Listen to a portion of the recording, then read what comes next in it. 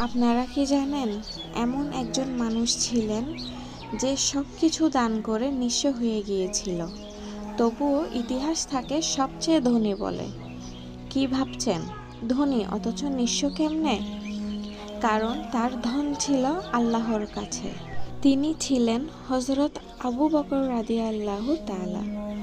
শুনেছি নির্যাতিত মুসলমানদের মুক্ত করতে তিনি তার সমস্ত সম্পদ দান করে দিয়েছিলেন। ওনার ঘরে উনি কিছুই রাখেননি, তারপরও ওনার মুখে কোনো অভিযোগ ছিল না, ছিল শুধু তৃপ্তির হাসি।